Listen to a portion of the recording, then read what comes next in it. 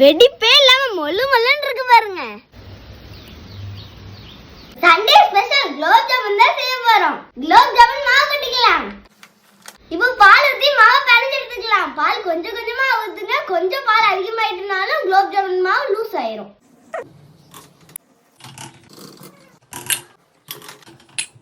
மாவுல என்ன தடவை மூடி வச்சிரலாம். மாவு தண்ணி ஆயிடுச்சுன்னா பயப்படாதீங்க. ஒரு ஸ்பூன் மைதா போட்டு பிணைங்க, சரியாயிரும். இப்போ சீனி பாகு ரெடி பண்ணிடலாம். இப்போ ஜீனியையும் 2 ஏலக்காவையும் தட்டி போட்டுக்கலாம். பாகு ரெடி ஆகட்டும். அதுக்குள்ள நம்ம குலோப் ஜாமுன் மாவு உருண்டை பிடிச்சிடலாம். நம்ம உருண்டை பிடிச்சி வைக்கிற தட்டுல எண்ணெய் தடவிக்கலாம்.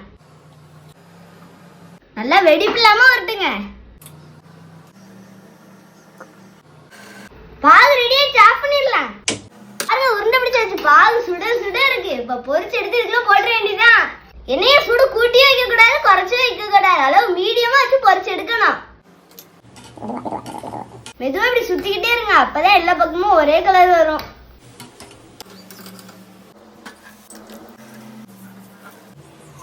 குலோப் ஜாமுன் 1 மணி நேரம் ஊறட்டும். அப்புறம் எடுத்து பார்க்கலாம்.